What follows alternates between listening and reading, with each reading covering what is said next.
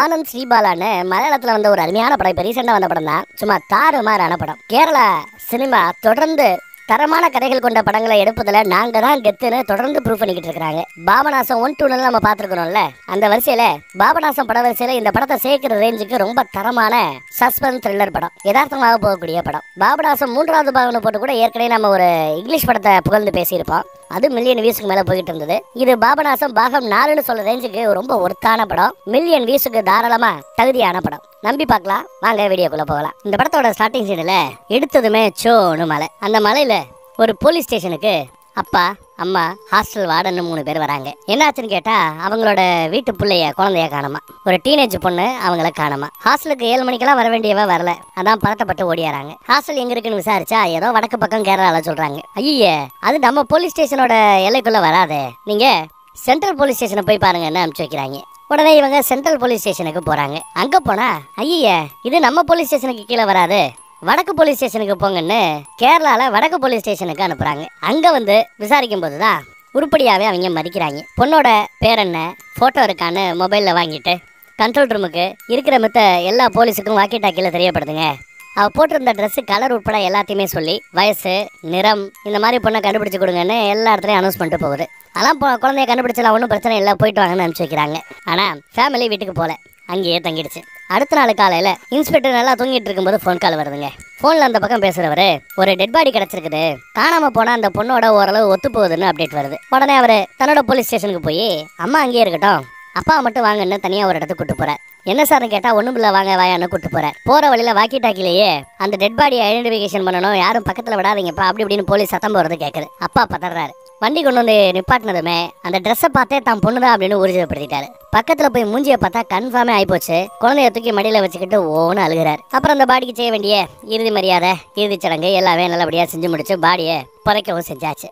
ஆனாலும் இந்த station to station அங்க இங்கன்னு அலைய விட்டாங்கல்ல, அதுல காண்டானவரு மேலதிகாரிட்ட போய் புகார் கொடுக்குறார். பிள்ளைய கண்டுபிடிக்க வேண்டிய அந்த நேரத்துல பிள்ளைய கண்டுபிடிக்கிறதுக்கு பயன்படுத்தாம எங்களை ஸ்டேஷனை விட்டு ஸ்டேஷன் அலைய விட்டாங்க இல்லையா, அதுலயே என் பிள்ளைக்கு என்ன ஆச்சு ஏதாச்சுன்னு தெரியல, காப்பாற்ற வேண்டிய நேரத்தையும் வீணடிச்சிட்டாங்க, என் பிள்ளைக்கு என்ன ஆச்சுங்கிறத நான் தெரிஞ்சுக்கணும், அதுக்காகத்தான் இந்த மேல்முறையீட்டு கேஸ் கொடுத்துருக்கதா சொல்றாரு. அந்த பொண்ணை லவ் பண்ணான்னு ஒரு லவர் ஒருத்தவனை அரெஸ்ட் பண்ணி வச்சிருக்காங்க. அதுக்கு பிறகு விசாரணையில ஒன்றும் முன்னேற்றம் கிடைக்கல. இதெல்லாம் பழைய கதைங்க. இப்போ நம்ம ஹீரோயினோட அறிமுகம். இவ ஒரு ரிப்போர்ட்டரா இருக்கிறா. ஒரு கார்ல ஏறி உட்காந்துட்டு ஓலா புக் பண்ணிருப்பா போல. ஓடிபி நம்பரை சொன்னா ஓடிபி நம்பரை என்ட்ரி பண்ணா ரெஜிஸ்டர் ஆகுது. ஆக மாட்டேங்குது, ரெஜிஸ்டர் ஆக மாட்டேங்குது. ஓடிபி என்ட்ரு ஆகலையேன்னு அவன் சொல்றான். அடுத்த செகண்ட் இவ பயப்படுறா, கடத்திட்டு போயிடுவானோ, தப்பா இருக்குமோன்னு. பார்த்தா இவ தான் தப்பான கார்ல வந்து உட்காந்துட்டு இருக்கிறா. கரெக்டான கஸ்டமர்ஸ் வந்ததும் ஓ ஏன் தப்பு தானே இறங்கிக்கிறா, அடுத்த வண்டியில ஏறிக்கிறா. அதான் அவளுக்கான வண்டி. அப்புறம் இங்க வந்து டிஆர்பிக்காக ஒரு நல்ல பக்காவான ஒரு ப்ரோக்ராம் பண்ணணும்னு மேலிடம் சொல்லியிருக்கும் போல. அதுக்காக தான் மேனேஜர்கிட்ட வந்து இந்த கேஸை எடுத்து நாம ஏன் மறுபடியும் நோண்டக்கூடாது, பப்ளிக் இன்ட்ரெஸ்ட் இதுல கொஞ்சம் அதிகமா இருக்குதுங்கிற அப்படியே எடுத்து சொல்லுவா.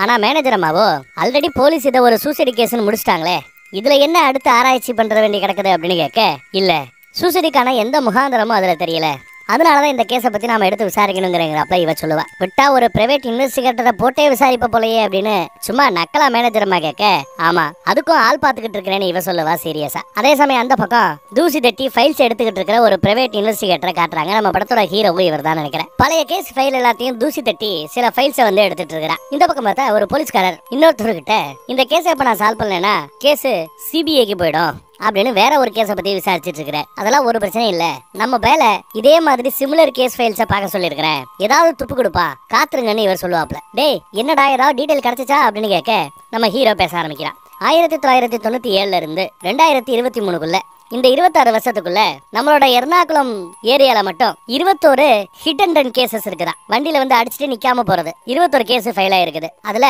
ஒரு 11 கேஸ் மட்டும் ஹிட் அண்ட் ரன் கேஸ் இல்ல, ஹிட் கேஸ். அதாவது அடிச்சுட்டு வண்டி அப்படியே அங்க நிப்பாட்டிடுறாங்க, பயந்துட்டு ஓடல, ஆக்ஷன் ஆன இடத்துலயே வண்டியை நிப்பாட்டி இருக்காங்க 11 கேஸ்ல. மீதி இருக்கிற 7 கேஸ்ல 3 கேஸ் வெல் பிளான்டு மர்டர் கேஸா. அந்த 3 மர்டர் கேஸ் டீடைல்ஸ இந்த ஃபைல்ல நீங்க பார்க்கலாம்னு சொல்லிட்டு அந்த ஃபைல்ஸை கொடுக்குறாரு நம்ம ஹீரோ. ஒரு டிரைவிங் லைசன்ஸ், நல்லா வண்டி ஓட்ட தெரிஞ்ச ஒரு டிரைவர், கடைசி 24 மணி நேரம் மட்டும் அவர் சரக்கடிக்காம இருந்தா போதும், யார வேணாலும் அவரால் கொல்ல முடியும், பெரிய லெவல்ல தண்டனையில இருந்து அவரால் தப்பிக்க முடியும், கவனக்குறைவினால் நடந்த தண்டனை அப்படின்னு சிம்பிளா தண்டனை கொடுப்பாங்க. அதே மாதிரிதான் உங்களோட இந்த கேஸ்லயும் நடந்திருக்குங்கிறது என்னோட சந்தேகங்கிறாப்ல. புட்டு புட்டு வைக்கிற கேக்குறாப்ல. தம்பி யாரு அப்படின்னு விசாரிக்கிறாரு. நம்ம ஹீரோ பேரு ஆனந்த் ஸ்ரீபாலா. யாருன்னு தெரியலையா? பழைய ஹெட் கான்ஸ்டபிள் ஸ்ரீபாலா இருந்தாங்கல்ல, அவங்களோட பையன் தான் அப்படின்னு இவர் அறிமுகப்படுத்துறாரு கண்ணாடி போட்டவர். ஓ, இந்த எஃப்ஐஆர் ரைட்டர் ஸ்ரீபாலாவா அப்படின்னு கேக்குறாரு இவர். ஆமாங்கிறாங்க. ஸ்ரீபாலாவோட அந்த எஃப்ஐஆர் எழுதுற திறமை ரொம்பவே பெரிய விஷயம் போல. அவங்க எஃப்ஐஆர் எழுதுன அந்த பழைய கேஸ் எல்லாம் இப்பயும் ஸ்டடி மெட்டீரியலா பல போலீஸால பயன்படுத்தப்படுகிறதா. அவ்வளவு பெரிய ஆள் போல ஸ்ரீபாலாங்கிற இந்த ஏட்டமாவா இருந்தவங்க. அவனுக்கு இங்க என்ன வேலைன்னு கேட்க, போலீஸ் ஆயிட்டானு கேட்க, இல்ல போலீஸுக்கு முயற்சி பண்ணிட்டு இருக்கிறான். அப்பப்ப இங்க வருவான், பழைய கேஸ் ஃபைல் எடுத்து படிப்பான், நமக்கு ஹெல்ப்ஃபுல்லா இருப்பான். போலீஸ்காரங்க பார்க்காத நிறைய விஷயங்களை அவனால கண்டுபிடிச்சு கொடுக்க முடியும். இப்படி அவங்க பேசிட்டு இருக்கும் போது எனக்கு இன்டர்வியூ லேட் ஆயிடுச்சு, நான் கிளம்பட்டுமான்னு கேட்கறான். போலீஸ் ஆகணும்னு சொல்லிட்டு இருக்கிறேன், அப்புறம் இன்டர்வியூ இருக்கு அப்படின்னு இவர் கேட்க, அதுவும் ஐடி கம்பெனில அப்படின்னு கேட்க, போலீஸ் ஆற வரைக்கும் பொழப்ப ஓட்ட வேண்டாமா சார் அப்படிங்கிறான் அவன். சரி ஓகே, நான் இன்டர்வியூ கிளம்புறேன். அவர் இன்டர்வியூ கிளம்பிடுறாரு. அங்க இன்டர்வியூல பார்த்தா நிறைய இன்டர்வியூ கொஸ்டின்ஸ் கேட்கறாங்க. எல்லாத்துக்கும் நம்ம ஹீரோவால டான்னு பதில் சொல்ல முடியுது. ஆனா அங்க ஒரு பையன் கிட்ட அம்மாவை பத்தி விசாரிப்பாங்க. அம்மா தான் எனக்கு உலகம், எனக்கு ஃப்ரெண்டு, குரு, டீச்சர் எல்லாமே அம்மா தானே ஒருத்தன் எடுத்து சொல்லிட்டு இருப்பான். அதை கேட்டதுமே நம்ம ஹீரோ முகம் ஒரு மாதிரியா மாறும். நம்ம ஹீரோ கிட்டையும் உன் பேரு ஆனந்த் ஸ்ரீபாலால, மத்தவங்க மாதிரி அப்பாவோட பேரை பின்னாடி வச்சுக்காம அம்மாவோட பேரு ஸ்ரீபாலாவை பின்னாடி போட்டிருக்கிறியே, உங்க அம்மாவை பத்தி சொல்லணும்னு சொன்னதும் அவனுக்கு பதட்டம் அதிகமாகுது. படபடன்னு அடிச்சுக்கிறான். மனசு அடிச்சுக்குது. அவங்ககிட்ட ரெடிமேடா ஒரு ஸ்ட்ரெஸ் பஸ்டர் ஒன்று வச்சிருப்பான். எப்பயாவது பேனிக் ஆனா அதை எடுத்து டப்பட்டு அமுக்கிக்கிட்டே இருப்பான். அந்த மாதிரி டென்ஷன் ஆயிட்டே இருப்பான். அம்மான்னு திரும்பி பார்ப்பான். பார்த்தா பக்கத்துலயே அம்மா இருக்கிறாப்ல. அவனுக்கு தோணும், சொல்றா என்னோட அம்மா தான் போலீஸ்காரியா இருந்தாங்க, கான்ஸ்டபிளா இருந்தாங்க, எஃப்ஐஆர் ரைட் பண்ணுவாங்கன்னு என்னை பத்தி எடுத்து சொல்லு, பதட்டப்படாத அம்மா அட்வைஸ் போட்டுட்டு இருக்காங்க. சரிம்மான்னு சொல்லிட்டு அப்புறம் எல்லாத்தையும் பேச ஆரம்பிப்பான். ஆனா அவங்க எல்லாம் இவனை ஒரு மாதிரியா பாக்குறாங்க, பைத்திய மாதிரி. கட் பண்ணா இப்ப நம்ம ஹீரோ, இந்த பக்கம் நம்ம ஹீரோயின், அந்த பக்கம் அந்த போலீஸ்காரர் கண்ணாடி போட்டவர், எல்லாம் ஒண்ணா உட்காந்துட்டு இருக்காங்க. ஹீரோவும் ஹீரோயினும் லவ் பண்றாங்க போல. ஹீரோயினோட பேரும் ஸ்ரீபாலா தான். இவங்க அம்மாவோட பேர் இருந்ததுனாலதான் இந்த பையன் என்ன லவ் பண்ணியா, சரியான கிறுக்கு பைய. இருந்தாலும் இவனை என்ன விட்டா வேற யார் லவ் பண்ணுவாங்கிறாப்புல அந்த பொண்ணு பேசிட்டு இருப்பா. அவன் என்ன சொல்றான்னா, போலீஸ் ஆனோ, பொழப்பு நடத்தணும், இன்டர்வியூல இந்த மாதிரி ஃபெயிலா போயிட்டோம், அம்மாவை பத்தி கேள்வி கேட்காம இருந்தா நான் ஃபெயிலா இருக்க மாட்டேன்னு வருத்தப்பட்டுக்கிட்டு இருக்கிறேன். வேலை பண்ணா போயிட்டு போகுது, நான் உன்னை பாத்துக்கிறேன், நான் கஞ்சி ஊத்துறேங்குது அந்த பொண்ணு. அடுத்தவங்க கால உழைப்புல என்னால நிக்க முடியாது, சொந்த கால நிக்கணுங்கிற அவன். டேய் அதான் எக்ஸாம் எல்லாம் எழுதிருக்கிறேன்லடா, எக்ஸாம்ல இப்போ போலீஸ் ஆறதுக்கு எஸ்ஐ போலீஸ் ஆறதுக்காக எக்ஸாம் எழுதிருக்கிறான். அதுல பாஸ் ஆயிட்டானா அதுக்கப்புறம் physical test, medical test, 2 test தான், நல்லபடியா நடக்கும், பொறுமையா இருங்கிறாரு அவரு. போலீஸ் ஆற வர பொழப்பு ஓட்டணுமே, அதுக்கு ஒரு வேலை இருக்குங்கிற அவன். என்ன வேலைன்னு கேட்டா கிரியேட்டிவ் சப்போர்ட்டா. சம்பளம் அப்படின்னு கேட்கும்போது சம்பளம் ஒரு மாதிரியா கொடுப்பாங்க, ஆனா வாழ்க்கையா ஓட்டலாம், பாத்துக்கலாம் அப்படின்னு பேசுவா. சரி யாருக்கு நான் ரிப்போர்ட் அப்படின்னு கேட்டா எனக்கு தான் நீ ரிப்போர்ட் பண்ணணுங்கிற அவன். பாஸ் இவதான் போல. சரி வேற வழி இல்லாம அந்த வேலையை ஜாயின் பண்ணிக்கிறான். கிரியேட்டிவ் சப்போர்ட்னா என்ன வேலைன்னு பாருங்க, கேமரா, மைக்கு ஸ்டாண்டு இதையெல்லாம் தூக்குற வேலை, எடுபடி வேலை. அந்த வேலையை வாங்கிட்டு இருக்காங்க. இவளுக்கு அப்ரூவ் கிடைச்சிருச்சு. ஒரு பொண்ணு இறந்து போனால, டீனேஜ் பொண்ணு, அந்த கேஸை விசாரிக்கிறதுக்கு அவங்க அப்பா அம்மாட்டையே கேஸை பத்தி விசாரிக்கலாமேனு வந்திருக்கிறா. எல்லாத்தையும் வீடியோவா எடுத்துக்கிறாங்க.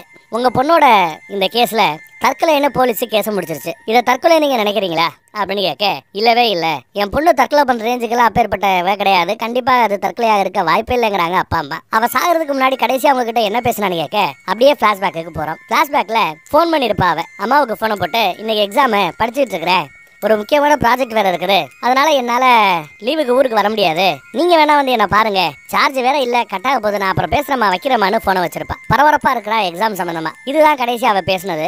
அவ இறக்குறதுக்கு வாய்ப்பே இல்லைன்னு பேசிட்டு இருப்பாங்க. அப்ப நம்ம ஹீரோக்கு ஒரு மாதிரி பேனிக் ஆகும். இறப்ப பத்தி, பெண்களை பத்தி பேசும்போது பேனிக் ஆகுது. ஏதோ ஒரு ரூம்குள்ள போய் உட்காருவான். பார்த்தா அந்த ரூமுக்குள்ள, எந்த ரூம், இறந்து போனால அந்த பொண்ணோட ரூம் மாதிரி தெரியுது. அந்த ரூம்ல அவ எடுத்த போட்டோஸ் எல்லாத்துலயும் ரொம்ப சந்தோஷமா சிரிச்சாப்ல இருக்கிறா. February 14 லவ்வர்ஸ் டேன்னு நிறைய பேர் போஸ்டரு, பேனரு இதெல்லாம் வச்சிட்டு இருந்திருக்கலாம். ஆனா அவ February 14 புல்மாவா தாக்குதல அது சம்பந்தப்பட்ட போஸ்டர் வச்சிருக்கா. வேலண்டைன்ஸ் டேன்னு வைக்கல. சோ இதெல்லாம் அவ எவ்வளவு ஸ்ட்ராங்ங்கிறது தெரிய வருது. அப்புறம் அங்க டிராயர்ல பார்த்தா அவளுக்கு மூச்சு பிரச்சனை இருக்கும் போல, ஆஸ்மா பிரச்சனை இருக்கும் போல, எப்பெல்லாம் மூச்சு விட கஷ்டமா இருக்காங்களோ அப்பெல்லாம் அந்த பிரஷர் பம்ப் எடுத்து லைட்டா அப்படி பம்ப் பண்ணிப்பாங்க, பஃப் அடிச்சுப்பாங்க போல தெரியுது. இதையெல்லாம் பாத்துக்கிறேன். அப்புறம் ஜன்னலை திறந்து அந்த பக்கத்துல ஆறு ஓடும். இதெல்லாம் பார்த்துட்டு அந்த பக்கத்துல விருட்டுன்னு ஓடியாந்து அப்பா அம்மா கிட்ட, உங்க பொண்ணுக்கு ஆஸ்துமா இருக்குதான்னு கேட்க, ஆமா 8 வயசுல இருந்து அவளுக்கு ஆஸ்துமா இருக்குது, பஃப் அடிச்சுப்பா அப்படின்னு எடுத்து சொல்றாங்க. அது மட்டும் இல்ல, தண்ணியை கண்டா கூட அவளுக்கு பயமா. அந்த இன்ஃபர்மேஷன் இவனுக்கு தெரிய வருது. நீங்க தப்பா நினைச்சுக்கலன்னா உங்களோட அந்த கேஸ் சம்பந்தப்பட்ட எஃப்ஐஆர், அப்புறம் அவங்களோட மெடிக்கல் ரிப்போர்ட் இது கிடைக்குமா அப்படின்னு விசாரிக்க, சரின்னு அவங்களும் எஃப்ஐஆர் மெடிக்கல் ரிப்போர்ட்டை கொண்டு வந்து கொடுக்குறாங்க. அதையெல்லாம் படிச்சு பார்க்கும்போது கூட இவனோட அம்மா அங்கேயே வந்து நல்லா கவனமா ரெண்டையும் சேர்த்து வச்சுப்படி, உனக்கு சில உண்மைகள் தெரிய வரும்னு அட்வைஸ் பண்றாப்புல தெரியும். ஏன்னா அவங்களே எஃப்ஐஆர் எழுதுற ஒரு கான்ஸ்டபிளா இருந்தவங்க அம்மா. அவங்க அட்வைஸை கேட்டுட்டு இவன் இன்னும் ஆழமா எல்லாத்தையும் படிச்சு பார்க்கறான். படிச்சு பார்த்துட்டு கண்டிப்பா இது தற்கொலை கிடையாது, இது ஒரு கொலை அப்படின்றான். அப்படி அங்க சீனு கட்டு. இந்த பக்கம் பார்த்தா அந்த பெரிய வீட்டுல அவர் ஒரு ரிட்டையர்டு போலீஸா இல்ல இன்னும் போலீஸ்ல வேலை பார்க்கறாரான்னு தெரியல. ஆனா ஒரு இன்ஃபுளுன்ஸான ஆள் மாதிரி தான் தெரியுது. அந்த அதிகாரியோட வீட்டுல தான் 2 பேர் இருக்காங்க. உன்னை யாரும் அப்படி சொல்ல சொன்னது, பேச சொன்னது? உடனே அந்த அம்மா கத்த ஆரம்பிச்சிருச்சு, அழுக ஆரம்பிச்சிருச்சு. இன்டர்வியூவே கெட்டு போச்சு அப்படி இப்படின்னு இவனை திட்டிட்டு இருக்குது ஹீரோயின். அவருக்கு காஃபி போட்டு கொண்டு வந்து கொடுப்பார், எல்லாரும் குடிங்க அப்படின்னு. அந்த காஃபில ஒரு எறும்பு கிடக்கும். வேற காஃபி போட்டு கொடுக்கணுமான அவர் கேட்க பரவாயில்லன்னு சொல்லிட்டு அந்த எறும்பை டேபிள்ல தூக்கி போட்டுட்டு இவ அப்படியே சாப்பிட ஆரம்பிக்கிறான். அங்க வச்சு அவன் கேட்கிறான். இப்ப அந்த எறும்பு செத்து போச்சு. 3 வகையில அது செத்து போயிருக்கலாம். ஒண்ணு இந்த டீயா காஃபியா அதுக்குள்ள மூழ்கி செத்து போயிருக்கலாம். இல்லனா உள்ள விழும்போது அந்த சூடுபட்டே அது செத்து போயிருக்கலாம். இல்ல நீங்க அதை கொண்டு இருக்கலாம். இந்த 3ல எது நடந்திருக்குன்னு கேட்டா, இந்த மாதிரி கேஸெல்லாம் நான் விசாரிச்சல தம்பி, எறும்பு வந்து என்கிட்ட எஃப்ஐஆர் கொடுத்ததுல தம்பின்னு சொன்னதும் சிரிக்கிறாங்க. எப்படி அது கொலைன்னு நீ கன்ஃபார்ம் பண்ண அப்படின்னு கேட்க, போலீஸ் என்ன சொல்லுது, அது தற்கொலைங்குது. அதுக்கு காரணம் என்ன சொல்லுது, லவ் பண்ற பையனோட சண்டை, அதனால தற்கொலை பண்ணிக்கிட்டான்னு முடிச்சிட்டாங்க அவங்க கேஸ. ஆனா வேலண்டைன்ஸ் டே காதலர் தினம்னு அதை கொண்டாடாம புல்மாமா டே அப்படின்னு போட்டு அந்த தாக்குதலை நினைவு கூறக்கூடிய ஒரு தெளிவான பொண்ணு, அதுவும் லா படிக்கிற பொண்ணு, தற்கொலைக்கான சாயல் எதுவுமே அவகிட்ட தெரியல, அதனாலதான் அதை கொலைன்னு சொன்னேன். பத்தாவதுக்கு அவ இறந்து போனப்போ அவளோட நுரையீரலுக்குள்ள வயிற்றுக்குள்ள பாத்தீங்கன்னா 150 ml தான் தண்ணி போயிருந்திருக்குது. அவ விழுந்தது ஒரு ஆத்துக்குள்ள. லிட்டர் கணக்கில் அவ தண்ணி உள்ள போயிருந்திருக்கணும், அதுவும் போகல. இதெல்லாம் சந்தேகத்தை ஏற்படுத்தக்கூடிய அளவுல இருக்குது. அதனாலதான் அது கொலையா இருக்குமோன்னு நான் சொன்னேன்னு எடுத்து சொல்லுவான். அப்புறம் அவனை கொண்டு போய் அவனோட ரூம்ல இறக்கி விடுவா. இறக்கி விடும்போது, எப்பா சாமி, இது வந்து நமக்கு ஒரு டிஆர்பிக்காக நம்ம விசாரிக்கிற கேஸ், அவ்வளவுதான். இந்த கேஸ் முடிஞ்சதும் அடுத்த கேஸை பார்த்து நம்ம போயிட்டே இருப்போம். அது வர ரொம்ப ஆர்வத்துல கொட்டாத என்ன அப்படின்னு சொல்லிட்டு தான் இந்த கேஸ் சம்பந்தமா ஒரு 2-3 நாள் ஊருக்குள்ளலாம் அலைய வேண்டி இருக்கும் போல. அதை பத்திலாம் எடுத்து சொல்லிக்கிட்டே வருவா. ஆனா அவன் பாருங்க, அதையெல்லாம் கவனிக்காம அந்த கேஸ் நினைப்பாவே இருப்பான். காண்டாயி அவங்கிட்ட போயிருவா இறக்கி விட்டு. இவன் உள்ள வந்ததும் பால்கனி பக்கம் வந்து பார்த்தா அவங்க அம்மா நிக்கிறாப்ல தெரியும். இங்க பாரு, அந்த கேஸை பத்தியே ரொம்ப மனசை போட்டு குழப்பிக்காத. இவ சொன்னபடி பேச்சை கேட்டு ஒரு 2-3 நாள் நடந்துக்க. கிடைக்கிற டீட்டெயிலை மட்டும் கேதர் பண்ணி வையே, பின்னாடி பாத்துக்கலாம். இந்த கேஸே உன்னை தேடி வருங்கிறாப்ல அட்வைஸ போட. சரி ஓகே, அவளுக்கு போன் பண்ணி ஓகே சொல்லலாம்னு நம்ம ஹீரோயினுக்கு போனை போட்டா போன் எடுக்க மாட்டா, கட் பண்ணி விடுறான். என்னடா கட் பண்ணி விடுறான்னு பார்த்தா ஆர்ன் அடிக்கிற சத்தம் கேட்குது. வெளியில தான் இருக்கா போல. வந்து பார்த்தா இருக்கத்தான் செய்யறான். சரி ஓகே போலான்ட்டான். அப்புறம் அவங்க கிளம்பி அந்த கேஸ் சம்பந்தமா விசாரிக்கிறதுக்காக சம்பவம் நடந்த அந்த இடம், அவ ஒரு பாலத்துல இருந்து குதிச்சதா சொல்றாங்கல்ல, அங்க போய் இவன் இன்டர்வியூ கொடுப்பா. 2 பாலம் இருக்கு போல. மொத பாலத்துல இருந்து குதிச்சதா ஃபர்ஸ்ட் போலீஸ் சொல்லி இருந்தது. அப்புறம் எஃப்ஐஆர்ல இல்ல 2வது பாலத்துல இருந்து குதிச்சதா அப்புறம் மாத்தி இருக்கிறாங்கன்னு எடுத்து சொல்லுவா. அப்புறம் அவ ஞாயிற்றுக்கிழமை ஆனா சர்ச்சுக்கு போவா போல. அந்த சர்ச்சு பாதிரியார்கிட்ட இன்டர்வியூ பண்றாங்க. இங்க லீவுக்கு வந்தா கூட ஞாயிற்றுக்கிழமை ஆனா சர்ச்சுக்கு ரொம்ப டயத்துக்கு வந்துருவா, பக்தியோட இருக்கிற பொண்ணு அப்படின்னு எடுத்து சொல்லிட்டு இருக்கிறார். அவரோட இந்த இன்டர்வியூ முடிஞ்ச பிறகு எங்கடா நம்ம ஹீரோன்னு பார்த்தா, ஹீரோ ஃபாதர் கிட்ட இன்னும் மித்த விஷயத்தை விசாரிப்பான். அந்த காதலரை பத்தி, பாய் ஃப்ரெண்டை பத்தி விசாரிக்கும் போது அவரு ஆமா, பாய் ஃப்ரெண்டை பத்தி தாங்கிட்ட ஏற்கனவே அவ சொல்லி இருக்கிறாரா. எல்லாம் ஒரு வேலை ஹீரோ கிடைச்ச பிறகு ஃபேமிலி கிட்ட பேசி அடுத்த கல்யாணம் அது இதுன்னு அடுத்து மூவ் பண்ணலாம் அப்படின்னு சொல்லி வச்சிருந்தா, அதுக்குள்ள இப்படி ஆயிப்போச்சு. அந்த பையன் கூட அடிக்கடி வருவான். இறந்து போன அந்த பொண்ணோட சவத்துக்கு வந்து மரியாதை செலுத்திட்டு போவான் அப்படின்னு எடுத்து சொல்றாரு அந்த பாதிரியார். கட் பண்ணா இப்போ அந்த லவர் பாய, அந்த லவ்வரை விசாரிக்கலாமேன்ட்டு அவன் ஒரு டாக்ஸி டிரைவரா இப்ப வேலை பார்த்துட்டு இருக்கிறான். அந்த கேஸ்ல இருந்து வெளியில வந்த பிறகு யாரும் வேலை கொடுக்கல, டாக்ஸி டிரைவரா ஓலால வேலை பார்த்துட்டு இருக்கிறான் போல. யாரான்னு பார்த்தா ஓடிபி தப்பா சொல்லுவா பாத்தீங்களா நம்ம ஹீரோயின், அவன் தான், அந்த பையன் தான். இதை பார்த்ததான் அவனுக்கு டென்ஷன் ஆகுது. எல்லாத்தையும் மறந்து நான் ஒரு புது வாழ்க்கையா வரலாம் நினைக்கிறேன், மறுபடியும் இதெல்லாம் வெளிச்சம் போட்டு காட்டி நான் தான் கொலகாரன்னு எல்லாரையும் நம்ப வைக்க பாக்குறீங்களா, எனக்கு இந்த இன்டர்வியூ கொடுக்கற சுத்தமா உடன்பாடே இல்ல, ஆளை விடுங்க சாமின்னு மூஞ்சில் அடிச்சாப்புல பேசிட்டு விருட்டுன்னு கிளம்பிடுறான். இந்த கேப்ல அந்த பக்கம் நம்ம ஹீரோ எக்ஸாம் எழுதிருந்தால, எக்ஸாம்ல பாஸ் ஆயிட்டான் போல. இனி பிசிக்கல் டெஸ்ட் அடுத்த மெடிக்கல் டெஸ்ட் 2 தான். பிசிக்கல் டெஸ்ட்ல கூட கெத்து காட்டிட்டு இருக்காரு நம்ம ஆளு. அப்புறம் இறந்து போன அந்த பொண்ணோட நண்பர்கள் கிட்ட அதுக்கு இதுன்னு ஏகப்பட்ட பேட்ட விசாரிக்கிறாங்க. சில பேர் அந்த பொண்ணோட கேரக்டரே தப்பு, 4-5 பசங்களோட பழகிட்டு இருந்தான்னு சொல்லுவான். சில பேர் அப்படியெல்லாம் இல்ல, நல்ல பொண்ணுன்னு பேசுறாங்க. இப்படி பல உடன்பாடு, பல கருத்து உண்டு, அவ மேல விமர்சனம் உண்டு. அடுத்து சம்பந்தப்பட்ட அந்த இன்ஸ்பெக்டர் இருக்கிறார்ல, அவர்கிட்டயே வந்து விசாரிக்கிறாங்க. இன்ஸ்பெக்டர் கிட்ட முக்கியமான மேட்டர் என்ன பத்தி பேசுறாங்கன்னா, அந்த பாலம் 1ல இருந்து விழுந்ததா ஃபர்ஸ்ட் சொன்னீங்க, அப்புறம் 2வது பாலத்துல இருந்து விழுந்ததா சொன்னீங்க, இதுல எது கரெக்ட்னு விசாரிக்க அங்க இருந்த விட்னஸ் ஒருத்தவங்க அந்த பொண்ணு மொதல் பாலத்துல நடந்து போய்கிட்டு இருந்ததா பாத்துருக்காங்க. அதனாலதான் சரி ஃபர்ஸ்ட் பாலத்துல விழுந்திருப்பாலோ நாங்க நினைச்சோம். ஆனா அந்த இடத்துல 5 அடி ஆழத்துக்கு களிமண் இருக்கிறான். ஒரு கால் விழுந்திருந்தா பாடி மேல இப்படி எந்திரிச்சு வர வாய்ப்பே இல்ல. சோ மொதல் பாலத்துல குதிக்காம 2வது பாலத்துல குதிச்சிருக்கணும்னு அந்த அனுமானத்துக்கு வந்து அப்புறம் தான் எஃப்ஐஆர்ல 2வது பாலம்னு எழுதுனதா அவர் சொல்றாரு. அப்புறம் நான் தான் அதெல்லாம் சொன்னேன்னு இன்டர்வியூல போட்டுறாதீங்க, அப்புறம் ஒட்டுமொத்த போலீஸும் என்ன பகச்சுக்கும், ஏதோ உங்க அதிகாரி அவர் ரெக்கமெண்ட் பண்ணாருன்னு சொல்லி தான் உங்ககிட்ட வந்து பேசிட்டு இருக்கிறேன்னு. அப்புறம் இது எல்லாம் மொத்தமா மேலிடத்துக்கு போட்டு காமிச்சிட்டு இருக்கிறான் நம்ம ரிப்போர்ட்டர் ஹீரோயின். எல்லாம் நல்லா இருக்குது, ஆனா ஒரு எண்டு டச் இல்ல, எண்டு டச் கொடுத்தா நல்லா இருக்கும், அந்த எண்டு பஞ்சு நல்லா இருக்கணும் அப்படின்னு பேச நம்ம ஹீரோ கிட்ட வந்து, டேய் அன்னைக்கு அந்த எறும்பு மேட்டரை பேசும்போது இவ்வளவு சூப்பரா பஞ்சா பேசினேன், இந்த பொண்ணோட சாவு கொலையா இருக்கலாம்னு நீ சில பாயிண்ட் எடுத்து சொன்ன டெக்னிக்கலா, அந்த பாயிண்ட் எல்லாம் வந்து ஸ்கிரீன் முன்னாடி கேமரா முன்னாடி பேச முடியும்னு கேட்டா, இல்ல கேமரா முன்னாடி எனக்கு பேச வராது, கேமரா லைட் போட்டாலே எனக்கு கண்ணு சிமிட்டும், என்னால முடியாது, நான் வேணா எழுதி தரேன்னு சொல்லுவான். அதெல்லாம் வேணாம், நீயே வந்து பேசுன்னு கேமரா முன்னாடி நிக்க வச்சா சொதப்பிட்டான் போல. அப்புறம் அவளே தான் பேசியிருக்கிறா. அதுல அவளோட ஸ்டைல தான் பேசியிருக்கிறா, டெக்னிக்கலா பேசாம. இதுக்கெல்லாம் தப்புக்கு காரணம் போலீஸ்காரங்க தான். ஒவ்வொரு ஸ்டேஷன் விட்டு ஸ்டேஷன் அலைய விட்டது போலீஸ்காரங்க பண்ண பெரிய தப்பு. அவர்களோட பொறுப்பு இல்லாதத்தனம் அப்படி இப்படின்னு நிறைய போட்டு கீழே கிழிச்சிட்டா. ஏகப்பட்ட பேர் இதை பார்த்து நிறைய மித்த சேனல்ஸும் இந்த கேஸ் எடுத்து பேச ஆரம்பிக்குது. கேஸ் மறுபடியும் ஸ்பாட் லைட்டுக்கு வருது. எல்லா நியூஸ்லயும் இந்த கேஸை பத்தி பேசு. உடனே இந்த கேஸ் சம்பந்தப்பட்ட சில பேர் ஒன்று சேர்ந்து ஒரு சின்ன போராட்டமும் நடத்துறாங்க, ஒரு மேடை பேச்செல்லாம் ஏற்படுத்துறாங்க. அதுல பெத்தவங்க தான் பேசுறாங்க, தன் பொண்ணு அப்பேற்பட்டவை இல்ல, கண்டிப்பா இது கொலைதாங்கிற அப்படி எடுத்து பேசிட்டு இருக்கிறார். அப்புறம் பார்த்தா அட நம்ம ஹீரோ பேசியிருக்கான்ப்பா, அவன் பேசின மேட்ரு கடைசியில எண்டுல ரிப்போர்ட்ல போட்டிருக்கிறாங்க. போலீஸோட இந்த சூசைட் ரிப்போர்ட் அப்படிங்கிறது இறந்து போன அந்த பொண்ணோட சைக்காலஜிக்கல் பாயிண்ட் ஆஃப் வியூல இருந்து பார்க்கும்போது ரெண்டுக்கும் ஒத்து போகல. போஸ்ட்மார்டம் ரிப்போர்ட்ல கூட நிறைய குளறுபடிகள் இருக்கிறதா அவன் சொல்லியிருப்பான். இந்த கேஸை க்ளோஸ் பண்றதுல போலீஸ் ஆர்வம் காட்டினாங்களே ஒழிய உண்மையை கொண்டு வரதுல ஆர்வம் காட்டலன்னு அவன் அழகா பேசியிருப்பான். யாரோ உண்மையை மறைக்கிறதுக்கு முயற்சி பண்றாங்கன்னு பேசியிருப்பான். இது போலீஸ் டிபார்ட்மெண்டோட தப்பா இருக்கிற பட்சத்துல சரியான போலீஸ் ஒவ்வொருத்தரோட கடமை இந்த கேஸை கரெக்டான வழியில க்ளோஸ் பண்றது. அந்த மாதிரி ஒரு நல்ல போலீஸ் இருந்தா இறந்து போன அந்த பொண்ணு மெர்லினுக்கு நீதியை வாங்கி கொடுங்க பாப்போங்கிறாப்ல பேசியிருப்பாங்க. செம பஞ்சுல இதையெல்லாம் ஒருத்தவர் பார்த்துக்கிட்டே ஒரு உயரதிகாரி கிட்ட வந்து நிக்கிறார். இவர் பேரு சங்கரா. லீவ்ல போனவரை கூட்டு வந்திருக்காங்க. மறுபடியும் அந்த மெர்லின் ஜாய் கேஸ் பெரிய தலைவலியா வந்து நிக்குது. மீடியா எல்லாம் நமக்கு எதிராக இருக்கிறாங்கன்றாங்க. சோசியல் மீடியால நிறைய போலீஸ்காரங்களை சம்பந்தப்பட்டு மீம்ஸை போட்டு இந்த உயரதிகாரிகளையே டேக் பண்ணி போடுறாங்க போல. அந்த கேஸ்ல அப்பா அம்மா மேல்முறையீடு பண்ணாங்கல்ல, அது கோர்ட் வரைக்கும் போய் கோர்ட்டு மறு விசாரணை தேவைன்னு உத்தரவு போட்டாங்களா. கோர்ட் ஆர்டர் நாம ஃபாலோ பண்ணி ஆகணும். கேஸை மறுபடியும் ஓபன் பண்றோம், நீதான் விசாரணை அதிகாரி, நீதான் அந்த கேஸை விசாரிக்கணும் சங்கர் அப்படின்ட்டாங்க. ஏதாவது பிரச்சனை இருக்கானு கேட்க, இல்ல இந்த கேஸ்ல நான் நேரடியா இன்வால்வ் ஆகலைன்னா கூட இந்த கேஸை நடத்துறவர் கூட இந்த கேஸை பத்தி நான் பேசியிருக்கிறேன், கேஸ் ஃபைல கூட பார்த்திருக்கிறேன், பார்த்த வரைக்கும் இது ரொம்பவே தெளிவா தெரியுது இது ஒரு சூசைட் கேஸ் தான் அடிச்சு சொல்றாரு சங்கர். பாரு அதெல்லாம் தெரியாது, மறுபடியும் விசாரணை பண்ணு, அதான் நிஜம் நினைச்சா அதையே ரிப்போர்ட்ல கொடு, 14 நாள் டைம் உனக்கு, யார வேணாலும் டீம்ல எடுத்துக்கலாம், 14 நாள்ல ரிப்போர்ட் வந்தாகணும்னு கட்டன் டேட்டா சொல்லிட்டாங்க அதிகாரி. கட் பண்ணா இப்போ போலீஸ் எல்லாருக்கும் ட்ரைனிங் கொடுக்குற அந்த செலக்ட் பண்ற அந்த ஏரியா இருக்குல்ல, அங்க ஏதோ ஒரு ஃபங்க்ஷன் நடக்குது, அதை கவர் பண்றதுக்காக நம்ம டீம் வந்திருக்குது. நம்ம ரிட்டையர்டு அவர் ஆபீசர் அவரும் இருக்கத்தான் செய்யறாரு. அவருக்கு கால் அடிபட்டு இருக்குது போல. சும்மா வீட்டுல உட்காராம ஏன் எல்லா ஃபங்க்ஷனுக்கு வந்துட்டு இருக்கிறேன்னு நம்ம பையன் திட்டிட்டு இருப்பான் அவரை. அப்ப அந்த எஸ்ஐ ஒருத்தர் அந்த 2வது போலீஸ் ஸ்டேஷன்ல இருந்து விரட்டி விட்டார்ல, 3வது போலீஸ் ஸ்டேஷனுக்கு போங்க, வடக்கு பக்கம் போங்கன்னு.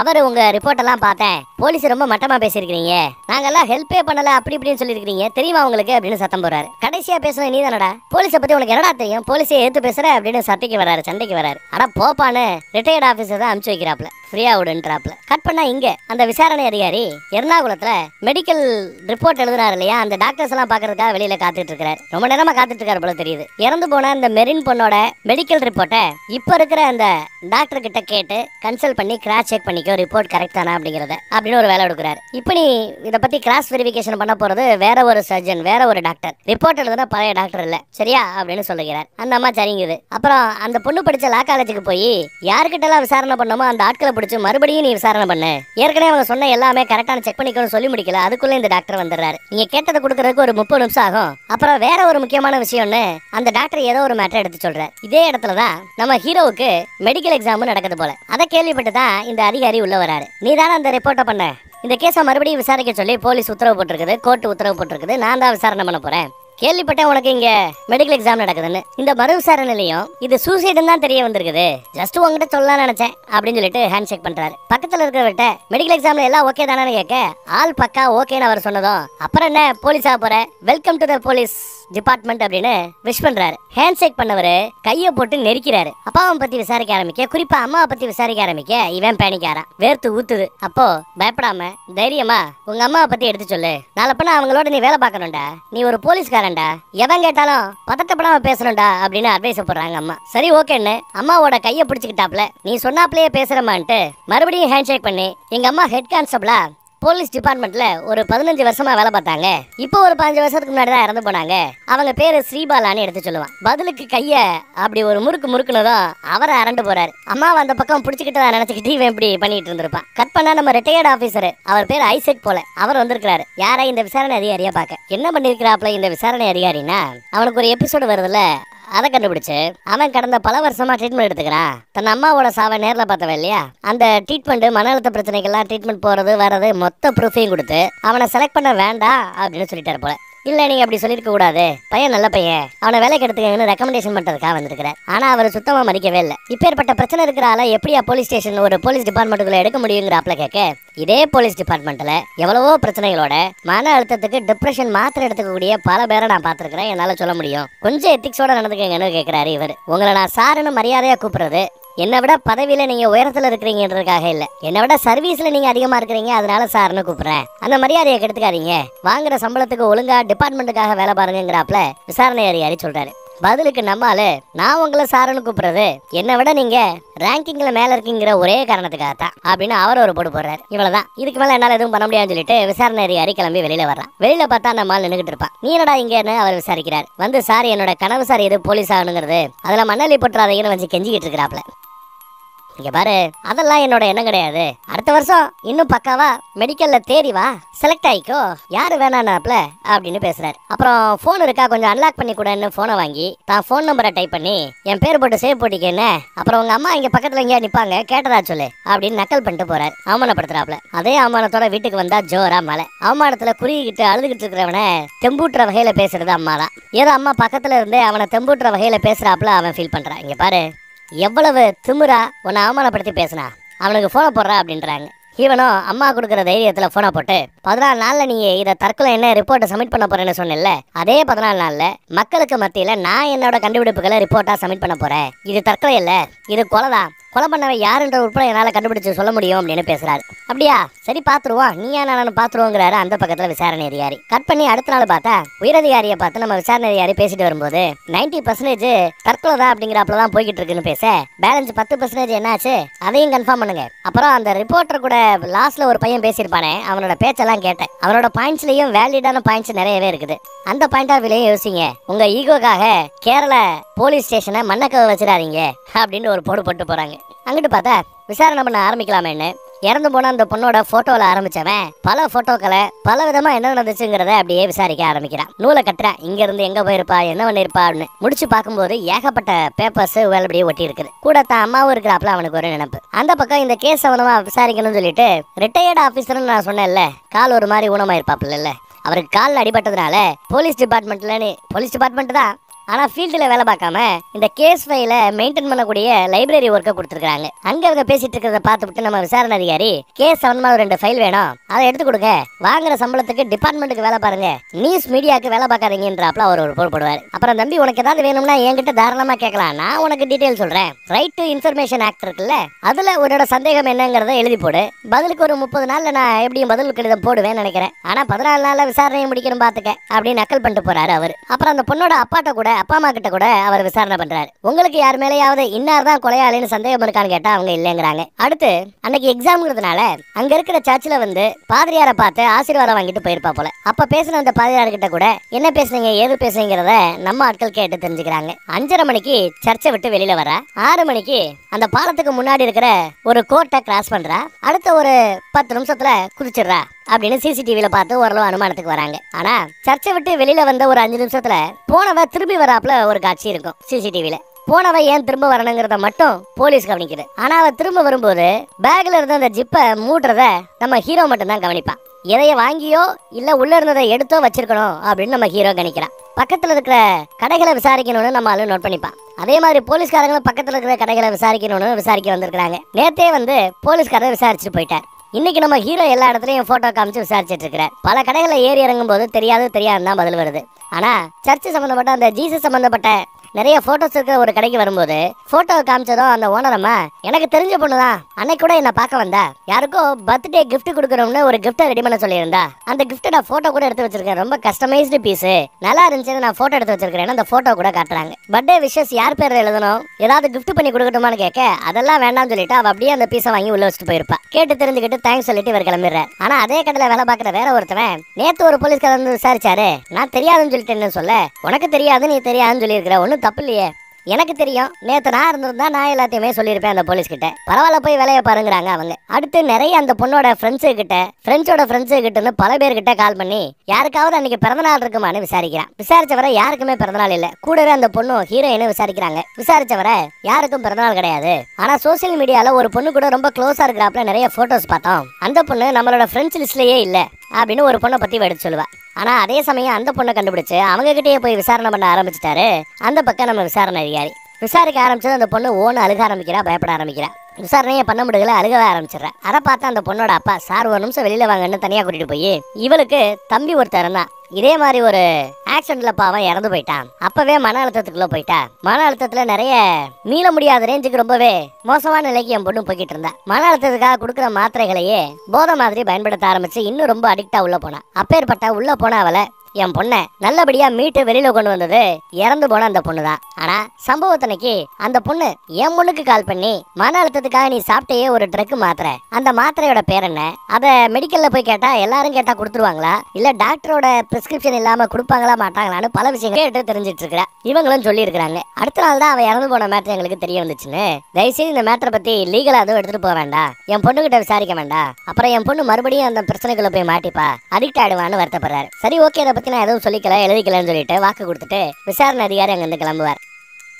தான் டீம் கிட்ட அவ கண்டிப்பா சூசைடு தான் பண்ணிட்டு இருந்திருக்கிறா, ஏன்னா அதற்கான பல வாய்ப்புகளை எப்படி பண்ணலான்னு பல விசாரணையா பண்ணிருக்கிறா. சரி வண்டியை விடுங்க அப்படின்னு அவர் கிளம்பியிருப்பார். அடுத்த செகண்ட் பார்த்தா நம்ம ஹீரோ ஹாஸ்டல்ல எப்படியோ விசாரிச்சு அந்த பொண்ணோட அப்பாவான இவரோட நம்பரை கண்டுபிடிச்சு அந்த கேஸ் அவங்க பொண்ணுகிட்ட பேசணும்னு கேட்க வரும்போது டப்புன்னு போனை கட் பண்ணிடுறாரு அப்பா. அப்புறம் விசாரணை அதிகாரி குதிச்சதா சொல்லக்கூடிய அந்த பாலம், அந்த பாலத்துல போய் நின்று பாக்குறாரு. ஒரு கணம் கண்ண மூடி பார்க்கும்போது அந்த பொண்ணு அங்க நிக்கிறாப்ல அவருக்கு தோணும். அடுத்து பிரேத பரிசோதனை பண்ண டாக்டர் கிட்ட நம்ம விசாரணை அதிகாரி விசாரிப்பார். ஆனா அதே சமயம் நம்ம பசங்க பிரேத பரிசோதனை பண்றவங்களுக்கு கூடவே அசிஸ்டண்டா ஒருத்தவர் இருப்பார், அவர்கிட்ட விசாரிக்கிறாங்க இந்த பொண்ணை நீங்க போஸ்ட்மார்ட்டம் பண்ணது ஞாபகம் இருக்கான்னு. அவரை யோசிச்சு பார்க்கும்போது அன்னைக்கு அந்த டெட் பாடி வரும்போது ஒரு காதுல காயம் இருக்கும், ஒரு மோதிர விரல்ல காயம் இருக்கும், கையோட முட்டி பகுதியில காயம் இருக்கும், அதெல்லாம் அவர் கவனிச்சிருப்பாப்ல.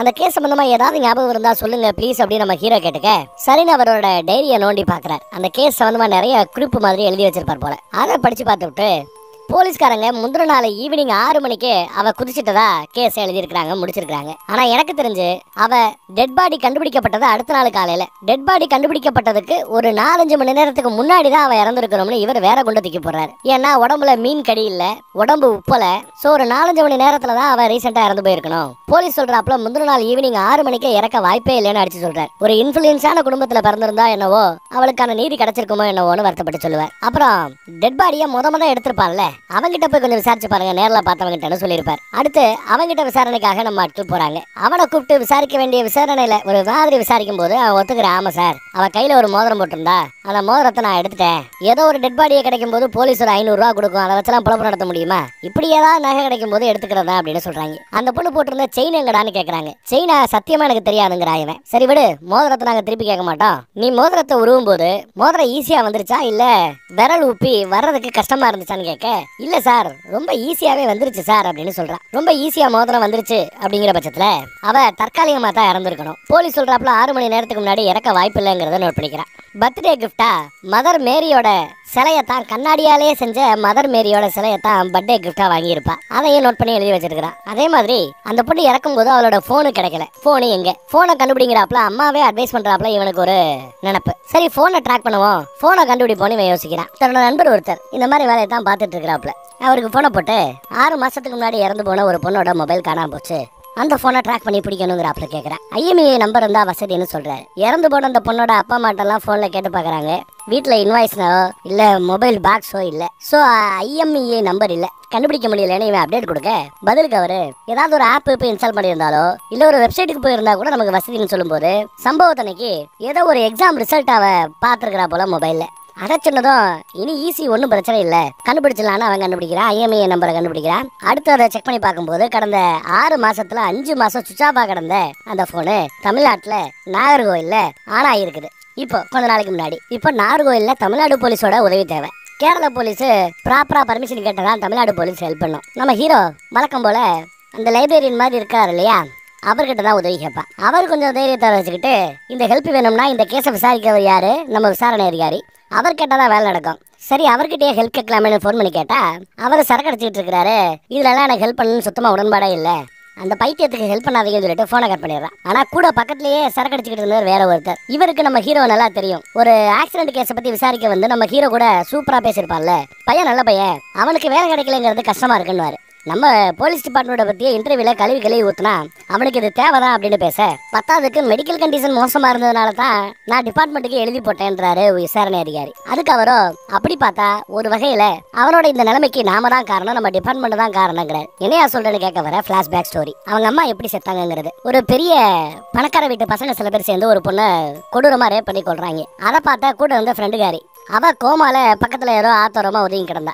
அந்த கேஸ் எஃப்ஐஆர் போட்டது, ஒரிஜினலா எஃப்ஐஆர் எழுதுனது நம்ம ஹீரோவோட அம்மா தான். அவங்க ஏட்டம்மாவா இருக்கும்போது காசை வாங்கிட்டு கேஸை நல்லா குழப்பி விட்டுருச்சு போலீஸ். ஈஸியா பெயில்ல வெளியில வந்துடுறாங்க. ஆனாலும் பாதிக்கப்பட்ட அந்த பசங்களுக்கு நீதி வேணும்னு சொல்லி ஒரிஜினலா எழுதுன அந்த எஃப்ஐஆரை கோர்ட்டுக்கே அனுப்பிச்சு வச்சிட்டாங்க. அதை பத்தி விசாரணைக்காக கூப்பிட்டு இருக்காங்க. நாளைக்கு விசாரணைக்கு இவங்க போகணும்.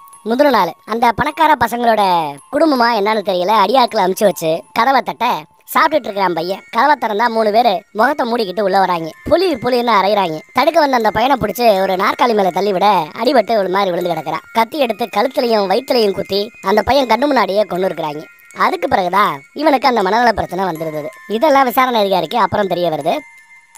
கட் பண்ணி இப்போ நம்ம ஹீரோ எங்கன்னு பார்த்தா நார்கோல்ல ஸ்ட்ரெயிட்டாவே அந்த போனை பத்தி விசாரிக்கணும்னு கிளம்பி போய்கிட்டு இருக்கான். கூடவே இவனோட பாதுகாப்புக்காகன்னு ஒரு சஸ்பெண்ட் ஆன ஒரு போலீஸ் எப்ப பார்த்தாலும் குடிச்சுக்கிட்டே இருப்பாப்ல, அவரையும் கூட அனுப்பிச்சு வச்சிருக்காரு நம்ம பெரியவர். அங்கங்க நிப்பாட்டி உச்சா போயிட்டே இருப்பான். ரொம்ப கேவலமான வேலை அது. அடுத்தவங்கிட்ட சலாம் போட்டுக்கிட்டு வேலை பார்க்கணும், சொல்றத செய்யணும். அதுக்கு பதிலாக நீ சுதந்திரமா இருந்துட்டு போலாம், இந்த வேலை வேண்டான்னு கூட அவர் சொல்லி பாக்குறாரு. அது பரவாயில்ல, வேலை கிடைக்குதோ கிடைக்கலையோங்கிறது 2வது பட்சம். பாதிக்கப்பட்ட அந்த பொண்ணுக்கு நீதி கொடுக்க வேண்டாமான்னு இவர் கேட்கிற. ஒரு பொண்ணுக்கு நீதி வாங்கி கொடுத்துருவேன், ஊர்ல இருக்கிற பல பொண்ணுங்களுக்கு அப்படின்னு கேட்க கேள்விக்குறிதான். கட் பண்ணா இப்போ அந்த ஃப்ரெண்டு கிட்ட இருந்து போன் வருது. அந்த போன் மறுபடியும் ஆக்டிவேட் ஆயிருக்கு. நீங்க இருக்கிற இடத்துல இருந்து ஒரு 40 கிலோமீட்டர் தூரத்துல ஒரு மார்க்கெட்டுக்குள்ளதான் அந்த போன் ஆக்டிவா இருக்குன்னு நம்ம பையன் சொல்ல, உடனே இவங்க கிளம்பி போறாங்க. மார்க்கெட்ல ஏகப்பட்ட பேர் இருக்கிறாங்க. இதுல யார் அந்த போனை யூஸ் பண்றான்னு எப்படி கண்டுபிடிக்கிறது? ஹீரோவை போன் பண்ண சொல்றாரு. கால் பண்ணா அங்க ஒரு நல்ல கனத்த ஒருத்தர் போன் எடுத்து ஹலோ ஹலோன்னு கத்துறாரு. போன் அவர் தான் தெரிஞ்சு போச்சு. போனை வாங்கிட்டு அந்த போனை இவருக்கு வித்துருப்பாங்கல்ல அந்த மொபைல் கடைக்கும் போய் இந்த போனை உங்களுக்கு வித்தது யாருன்னு விசாரிச்சா மலையாளக்காரர் ஒருத்தவர் வித்துட்டு போனதா அங்க இருக்கிற வேலை பார்க்குற பையன் சொல்றான். அடிக்கடி நிறைய போனு கொண்டு வந்து கொடுப்பாரா, அட்மிஷனு இடைத்தரகர் வேலை இது மாதிரி நிறைய பாப்பாரா. அந்த பையன் நல்லாவே தெரியுது சொல்லிட்டான். உடனே அந்த ஆளை நம்ம பசங்க போய் பாக்குறாங்க. அட்மிஷன் வாங்கி கொடுக்கணும்னு சொல்லிட்டு தான் தங்கச்சின்னு சொல்லி இறந்து போன அந்த பொண்ணோட போட்டோ காமிச்சதும் பயபுள்ள தெரிச்சு ஓடுவான். அவனை விரட்டிக்கிட்டு நம்ம போலீஸ் வருது.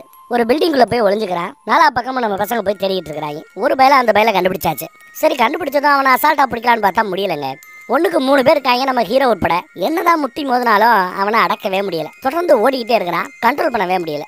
ஒரு கட்டத்துல மாடியில இருந்து அப்படி பிடிச்சி தள்ளி கீழே விழ வச்சாலும் அப்பயும் எந்திரிச்சு ஓடுறான். ஆனா இந்த தடவை யாரையோ பார்த்து பயந்து நிக்கிறான். யாரான்னு பார்த்தா நம்ம விசாரணை அதிகாரி தான். அதுவும் துப்பாக்கியோட வந்து நின்னதும் பயந்து போய் அமைதியாயிட்டான். பிடிச்சி உள்ள உட்கார வச்சாச்சு. கூட நம்ம ஹீரோவையும் வா வண்டியில உட்காரு அப்படின்னு கூப்பிட்டது ரொம்பவே சர்ப்ரைஸ். அப்புறம் வண்டியில உட்கார வச்சு கூட்டு போகும்போது உங்க அம்மா இறக்கும்போது உனக்கு வயசு எவ்வளவு இருக்குன்னு விசாரிக்கிறார். இன்னும் ஒரு 12 வயசு இருக்குங்கிறான். ரொம்ப நேர்மையான மனுஷங்கிறார். பொதுவா இந்த அறிவு அப்பாங்க ஜீன்ல இருந்து வரும்னு சொல்லுவாங்க. எனக்கு நம்ம அம்மாவோட ஜீன் தான் உனக்கு வந்திருக்கு போல அப்படின்னு பாராட்டுறாரு. ஸோ பழச மறந்துட்டாரு. நம்ம ஹீரோவோட அம்மாவோட பிளாஷ்பேக்கை தெரிஞ்சுக்கிட்டதும் ஹீரோ மேல இருக்கிற அந்த ஈகோ போய் கேஸை சால்வ் பண்ணணுங்கிற நல்ல எண்ணம் வந்துருச்சு போல. அந்த பேல உட்கார வச்சு என்னன்னு விசாரிச்சா ரொம்ப சிம்பிளா என்ன சொல்றான்னா, அந்த பொண்ணு என்ன காதலிச்சா சொல்லி ஏமாத்துறா. என்ன லவ் பண்றேன்னு கூடவே இன்னொரு பையனையே லவ் பண்ணிக்கிட்டு இருந்தா. உண்மை தெரிய வந்ததும் அவளை கொன்னு ஆத்துல வீசிட்டேன்னு போய் சொல்றேன். அவர் கேஸ முடிச்சிட்டோன்னு ரொம்ப சந்தோஷம். நம்ம ஹீரோக்கு ஃபோன் பண்ணா ஹீரோ இல்ல, இதுல ஏதோ ஒரு பிரச்சனை இருக்குது, அவன் சொல்றது போய் லவ் எல்லாம் அந்த ஆளையும் பண்றதுக்கு வாய்ப்பே கிடையாது, அந்த ஆளை போய் பண்றதுக்கு வாய்ப்பே கிடையாதுன்னு அடிச்சு நிப்பாட்டுறாரு. எங்கேயோ இடிக்குதுங்கிறார். இதை பத்தி தெரிஞ்சுக்கணும்னா மறுபடியும் அந்த காதலங்கிட்ட தான் போகணும்னு காதலனோட வீட்டுக்கு போறார். அன்னைக்குன்னு பார்த்து அந்த காதலனோட அந்த லவரோட அம்மா அப்பாவா இறந்து போயிருக்காங்க. அன்னைக்கு பாடிய புதைக்க போற நேரம். சொந்த பந்தம் எல்லாம் இருக்குது. அவனை பார்க்கலான்னு வந்தா அம்மாவோட ரூமுக்குள்ள சோகமா அந்த பையன் உட்காந்துட்டு இருக்கிறான். லவர் என் காதலையும் போயிட்டா, இப்போ என்னோட அம்மாவும் போயிட்டான்னு சோகமா உட்காந்து அழுதுட்டு இருக்கிறான். அழுதுட்டு அந்த பக்கத்துல போயிடுவான் அம்மாவை பாக்குறதுக்காக. அந்த கேப்ல நம்ம ஹீரோவோட அம்மா எதையோ முறைச்சு பார்த்துக்கிட்டே இருக்கிறாங்க. ஏடான்னு இவனும் திரும்பி பார்க்கறான். பார்த்தா அந்த பொண்ணு பர்த்டே கிஃப்டா வாங்கிட்டு வந்தால அந்த பர்த்டே கிஃப்ட் இங்க இருக்குது. சம்பவத்து நாள் அன்னைக்கு அவளை பார்க்கவே இல்லைன்னு போய் சொன்னா, ஆனா அவ இங்க வந்திருக்கிறா, கிஃப்ட் கொடுத்துருக்கிறா. அடுத்து அவ இறந்த அன்னைய தேதி யாருக்கு பிறந்தநாள்னு பார்த்தா இந்த லவ்வருக்கு பிறந்தநாள் இல்ல, லவ்வரோட அம்மாவுக்கு பிறந்தநாள். இது அடுத்த ஷாக்கு. அமைதியா வெளியே வர்றார். அப்படி வெளியில வரும்போது இறந்து போன அந்த அம்மா இருக்குல்ல, அவங்களோட போனை எடுத்துட்டு வந்துடுறான். இறந்து போன அந்த அம்மாவோட நம்பர் வேணும். இவனோட போனுக்கு கால் பண்ணிக்கிறான். நம்பர் கிடைச்சிருது. அப்போ இன்கமிங் நம்பர் வருது இல்லையா, அந்த நம்பர் தான் அம்மாவோட நம்பர்னு. அப்புறம் தான் ஃப்ரெண்டுக்கு போனை போட்டு சம்பவத்தன்னைக்கு இந்த நம்பர்ல இருந்து கால் வெளியில போயிருக்கா வந்திருக்கான்னு செக் பண்ணி பார்க்க சொல்லியிருக்கிறேன். அவனும் செக் பண்ணி பார்த்துட்டு அன்னைக்கு டேட்டுக்கு ஒரு 4 பேருக்கு அந்த அம்மாவோட நம்பர்ல இருந்து கால் போயிருக்கு அப்படின்னு வரிசையா 4 பேர் நம்பரை சொல்லும்போது அதுல ஹானாங்கிற ஒரு பொண்ணோட நம்பரும் இருக்கு அப்படின்னு அவன் சொல்றான். இந்த ஹானா யாருன்னா இறந்து போன அந்த பொண்ணோட ஃப்ரெண்டு. ஏதோ ஒரு மருந்தை சாப்பிட்டு அடிக்ட் ஆனவங்க அதுல இருந்து வெளியில வந்தாங்கன்னு சொன்னோம்ல, அந்த ஃப்ரெண்டு. அப்ப அந்த நம்பர் எனக்கு அனுப்புன்னு சொல்லிட்டு அந்த நம்பருக்கு கால் பண்ணி அன்னைக்கு என்ன நடந்துச்சுன்னு விசாரிக்கிறார். விசாரிச்சா இறந்து போன அந்த பொண்ணு அவளோட நம்பர்ல இருந்து இல்ல, ஏன்னா போன் ஆஃப் ஆகி கிடந்திருக்கு, வேற ஏதோ ஒரு நம்பர்ல இருந்து கால் பண்ணி அந்த மருந்தை பத்தி விசாரிச்சா. அதோட பக்க விளைவு என்னன்னு என்கிட்ட கேட்டான்னு அவ எடுத்து சொல்றா. அப்புறம் லைட்டா அவர் யோசிச்சு பார்க்கும்போது அந்த மருந்தோட பேர் என்னன்னு கேட்கிறாரு அந்த அம்மாட்ட, ஆனா கிட்ட. மருந்தோட பேர் சொன்னதும் இவனுக்கு ஞாபகம் வருது. அன்னைக்கு ஓலா அவன் ஓட்டிக்கிட்டு இருக்கும்போது அவனோட டேஷ்போர்டுல பாக்கெட்டா இந்த மருந்து அவன் பார்த்த ஞாபகம் இருக்குது. கூட்டி கழிச்சு பார்த்து ஓரளவு அவன் கணிச்சிட்டான் என்ன நடந்திருக்கும்ட்டு. இனி நமக்கு அவங்க விலைக்கு சொல்லணும், அவ்வளவுதான். அதுக்குள்ள டெட் பாடியை இங்க புதைக்கிறதுக்காக தூக்கிட்டு போறாங்க. நம்ம ஹீரோ நேரா போய் விசாரணை அதிகாரியை பார்த்து ஒரு போஸ்ட்மார்ட்டம் ரிப்போர்ட் வேணும்னு கேட்கிறேன். அந்த பொண்ணுக்கு எப்பயோ பண்ணியாச்சே அப்படின்னு அவர் சொல்ல, இல்ல வேற ஒரு அம்மாவோட போஸ்ட்மார்ட்டம் ரிப்போர்ட் வேணும்னு சொல்லி அந்த லவ்வரோட அம்மாவோட போஸ்ட்மார்ட்டம் ரிப்போர்ட்டை ரெடி பண்ணுங்கன்னு கேட்க, அதுக்கு யாராவது பெத்தவங்க பிள்ளைங்க யாராவது கையெழுத்து போட்டு கொடுக்கணும். எங்க அம்மாவுக்கு பிரேத பரிசோதனை பண்ணலாம்னு ஒத்துக்கிட்டு குடும்பமே ஒத்துக்கிட்டு கையெழுத்து போடுது. இப்ப கையெழுத்து போடுறவங்க எல்லாருமே அந்த அம்மாவோட வாரிசுங்க. அந்த லவ்வர் பையனை மட்டும் அவங்க தத்தெடுத்து வளர்க்குறாங்க போல தெரியுது. கரெக்டா புதைக்க போற சமயமா பார்த்து பெத்த பிள்ளைங்க எல்லாம் அவன் மேல எங்களுக்கு சந்தேகம் உண்டு, தத்து பிள்ளையாச்சே பாசமா பாத்துப்பான்னு பார்த்தா பர்த்டே கூட அவன் ஒழுங்கா கொண்டாடல செய்யல, எங்க அம்மா சாவுல மருவம் இருக்க வாய்ப்பு இருக்கு, நீங்க சந்தேகப்படுறதா இருந்தா தாராளமா பிரேத பரிசோதனை பண்ணலான்னு கையெழுத்து போட்டு கொடுக்க, அடக்கமட்டதுக்கு முன்னாடி பாடியை கைப்பற்றி பிரேத பரிசோதனையும் பண்ணிடுறாங்க. எதிர்பார்த்த ரிசல்ட் வந்திருக்கிறதா விசாரணை அதிகாரி கிட்ட டாக்டர் வந்து அப்டேட் கொடுக்குறாரு. அடுத்து பார்த்தா போலீஸ் அந்த வீட்டையே சல்லடை போட்டு தேடுது. வீடை மட்டும் தேடினா பத்தாது, காரையும் தேடணும் அப்படின்னு நம்ம ஹீரோ சொல்லுவான். ஏன்னா காருக்குள்ளதான் அந்த மாத்திரையை பார்த்திருப்பான். சரின்னு சாவி வாங்கி அங்கேயும் போய் தேடி பார்க்கறாங்க, கூட இவனும் போய் தேடி பார்க்கறான். டிக்கி வரைக்கும் ஓபன் பண்ணி தேடி பார்க்கறான். அப்ப வீட்டுக்குள்ள இருந்து ஒரு லேடி வந்து அந்த மாத்திரை கிடைச்சிருச்சு அப்படின்னு வந்து சொல்றாங்க. டிக்கில தேடிக்கிட்டு இருந்த நம்ம ஹீரோ அப்படியே தெரியும் பாப்பா, மாத்திரை கிடைச்சிருச்சு, சந்தோஷம், அப்படியே அங்க சீனு கட்டு. அடுத்து பார்த்தா அந்த பையனை உட்கார வச்சு விசாரிக்கிறாங்க. கூட விசாரணைக்கு யாரை கூப்பிடுறாருன்னு பாருங்க, நம்ம ஹீரோவை கூட்டிட்டு போறாரு விசாரணை அதிகாரி. ஈகோ இல்லாம அவன் இப்ப வரைக்கும் தான் தப்பிச்சிட்டோம் அப்படின்னு நினைச்சிட்டு இருக்கிறான். அவனுக்கு எதிராக வலுவான ஆதாரங்கள் இருக்குன்னு அவனுக்கு தெரியாது. ஏன்டா அப்படி பண்ணான்னு விசாரணை அதிகாரி கேட்டா, எதை பண்ணாங்க எனக்கு எதுவும் தெரியாதேன்னு நம்ம ஹீரோவை கூப்பிட்டு உட்கார வச்சு நீ கேளுன்னு சொன்னதும் நம்ம ஹீரோ எதுக்கு அந்த பொண்ணையும் உங்க அம்மாவை நீ கொன்ன அப்படின்னு கேட்கும்போது அவன் மாட்டிக்கிட்டோன்னு தெரிய வருது. இருந்தாலும் ஜமாளிப்பான். இங்க பாரு, உன் வீட்டுல கிடைச்ச அந்த மாத்திரைங்க உங்க அம்மாவுக்கு அதை கொடுக்குறேங்கிறத ப்ரூவ் பண்ணிடுது. அந்த மாத்திரைகளோட பக்க விளைவுகள் என்ன ஏறுங்கிறத சம்பவத்தனைக்கு அவன் உன் வீட்டுக்கு வந்திருக்கிறான். மாத்திரையை பார்த்துட்டு அதை தெரிஞ்சுக்கணும்னு தன்னோட ஃப்ரெண்டுக்கு ஃபோன் பண்ணி, அதுவும் உங்க அம்மாவோட போன்ல இருந்து ஃபோன் பண்ணி, ஏன்னா அவ போன் ஆஃப் ஆயிருச்சு, ஃபோன் பண்ணி தான் ஃப்ரெண்டு கிட்ட இந்த மாத்திரையை எதுக்காகப்படுவோம், இந்த மாத்திரையை வயசானவங்க போட்டா என்ன ஆகும்னு விசாரிச்சிருக்கிறேன். கார்டியாக் அரெஸ்ட், ஹார்ட் அட்டாக் வர வாய்ப்பு இருக்கு, சீக்கிரம் இறந்து போயிடுவாங்கன்னு அவ சொல்லியிருப்பா. நெட்லயும் ஆளு சர்ச் பண்ணி பார்த்திருப்பா. எங்க இந்த உண்மையை அவ வெளியில சொல்லிடுவான்னு பயந்துகிட்டு அவரை நீ கொண்டு இருக்கிற இல்லையா அப்படின்னு கேட்கிறார். இல்ல அவன் வரவே இல்லை அப்படின்னு போய் சொல்லுவா. அந்த கிஃப்டா கொடுத்தாங்கல்ல மாதா சிலை, அதை எடுத்து வைப்பாங்க. இது அவ அங்க வந்து போனாங்கிறதுக்கு ப்ரூஃப். அடுத்து கொல்லவே இல்லைன்னு போய் சொல்லுவா.